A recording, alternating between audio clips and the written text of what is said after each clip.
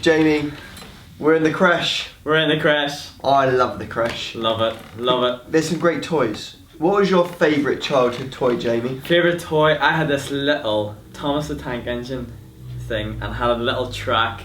I used to go around all day. The whole thing was great. Absolutely great. Do you know what I had? I had a Millennium Falcon. Right? Nice. And do you know what my mum did? She gave it away. Why? She gave it away. It's probably worth thousands of pounds now, and she gave it away. I mean, kids are great though, aren't they? They are great. Kids are great. Are great. You've got two of your own. Got two of my own. Lovely. Have you ever wondered though, where do kids come from? I have, but I just don't know. Scary thoughts. I wonder, guys, here's our first question to you. Why don't you find the leader in the room right now who you think would do the best job of explaining where children come from? Go for it.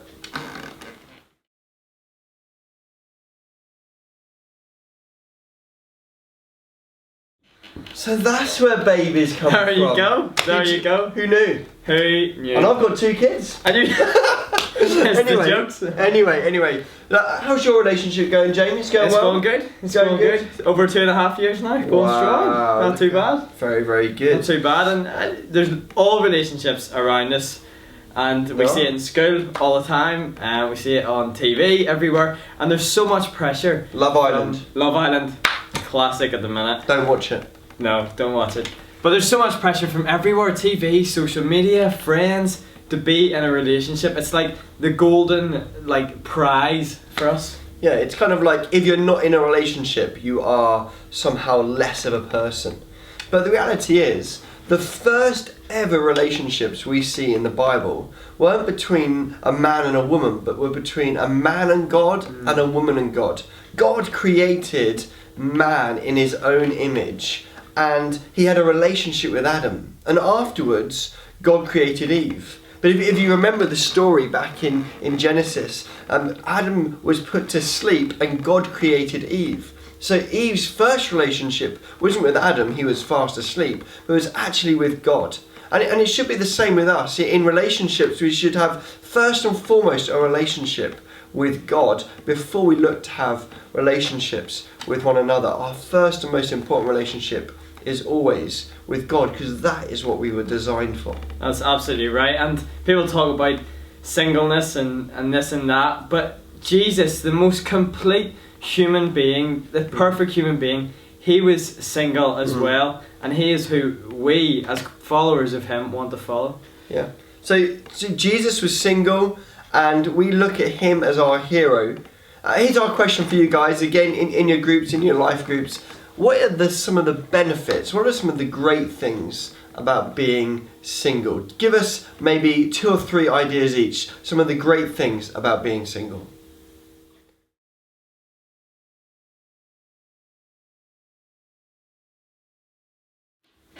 You might be sat there thinking, it's alright for you, Ben, it's alright for you, Jamie. Look, you've been in a relationship, you are in a relationship. Ben, you're even married and everything. So, it's okay for us, we're in a relationship, but it's not right for me, because I'll never get a girlfriend, I'll never get a boyfriend, or no one's possibly going to want to like me, or I'm just going to be a single person my whole life. Yeah, but the thing is, we haven't been in a relationship since we were born. We have been single at a stage as well, so we know how it feels and thoughts going through your head and what you're going through.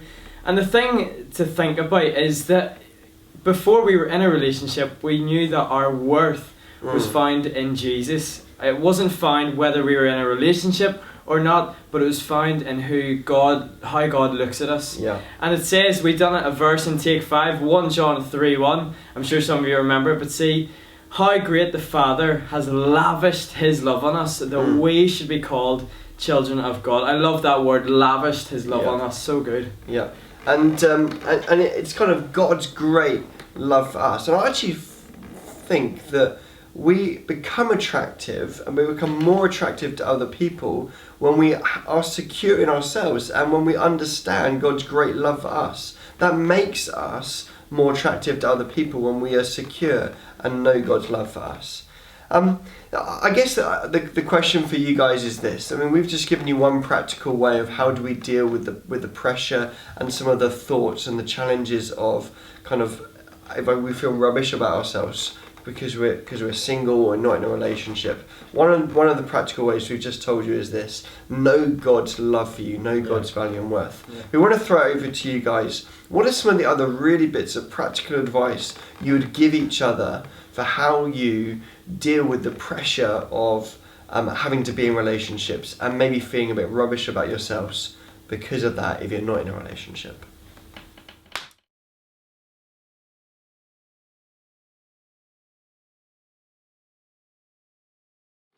So I just want to say again that singleness is actually a wonderful gift from God for numbers of people. Paul, the great apostle Paul, was single, which meant he could do incredible work. And he says in the book of Corinthians that it would be amazing for more people to be single in order to pursue the things that God has called them to do. Jesus was single, and many people throughout history have been single and have used that to God's glory. So not everyone should be in a relationship. Yeah, singleness is a gift, but we want to give you some advice of what to look for before entering a relationship. We've got 4 points. The first 2 are this: patience and pursuit of God. Why is it good to be patient before entering a relationship? Sometimes we go straight into a relationship because a girl has looked at us or a boy has looked at us and they laugh at our jokes, and the first person who's flirting with us, and we go, they like us, I have to start dating them. Yeah. Be patient. God asks us to be patient. Yeah, and we've all been in that situation, or many of us will have been in that situation where you've kind of all your friends are chatting, saying, oh, I think she likes you, I think he likes you, you should go out with them, you should go out with them, and you kind of get carried away into it, and then you end up going out with someone who you didn't really kind of even like that much in the first place, but you kind of just been forced into it, and that's why patience is such a great piece of advice. Absolutely. Second thing, Ben. Second thing is choosing someone who is pursuing God. We ourselves should be pursuing God, but if we're looking for someone who we're going to date, someone who we're going to go out with, they as well should be someone who is pursuing God. And the Bible is really clear on this. In 2 Corinthians chapter 6, it says this: do not be yoked together with unbelievers. That's not saying if someone's an unbeliever that they're evil and bad and that all Christians are perfect. It doesn't mean that at all. But it is saying this: if you two are going out, but one of you is a believer in God, is pursuing God, and the other one isn't, then you're always going to kind of be pulling in different directions, and it's just going to make for a difficult and challenging relationship. If you're going to be going out with someone, first of all, be patient, and second of all, make sure there's someone who themselves is pursuing God in the same way that you're pursuing God. Absolutely. So before we go on to our last 2 points, we want to ask you this question: why is it good to be patient before entering a relationship? And why is it good to see that both of you, before entering a relationship, are pursuing God faithfully?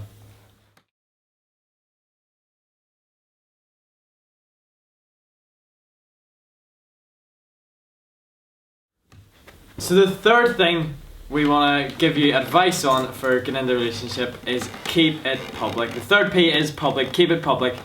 So many times we see our friends, maybe our best friend, they're our best mates, hang out with us loads, and then they get a boyfriend or girlfriend, and then it's like they fall off the face of the earth. It's like, what happened, dude? What happened?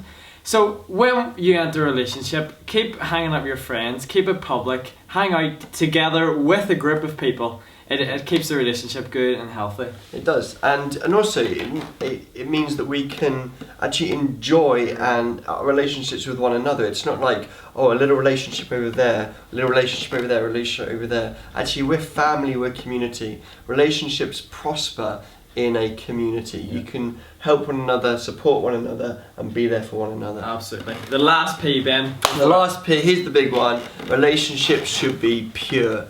And what does purity mean? Well, I guess absolutely at its most basic, a relationship should be sexually pure, and that means, according to what the Bible teaches us in so many different places, that sex and sexual activity should be kept for within marriage. And it says in Genesis 2:24 that this is why a man leaves his mother and father and is united with his wife, and they become one flesh. Becoming one flesh basically means they have sex. So this is what happens. A man will leave his mother and father, he'll be united with his wife, that means they get married, and then that's when the one flesh, that's where the sex happens. And so it happens within a marriage relationship. So if you want to know what the fourth P is this: keep relationships pure, keep them sexually pure.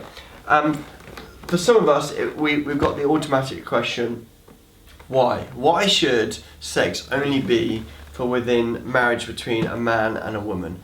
Is God trying to ruin our fun? Is God trying to pour kind of cold water on our relationships, and is he just trying to ruin everything, or is there some wisdom behind why God says sex should be for within a marriage? Well, we want to hand that question over to you guys in your groups. Discuss this. Why is purity in a relationship important, and why is it not just a God idea but also a really good idea?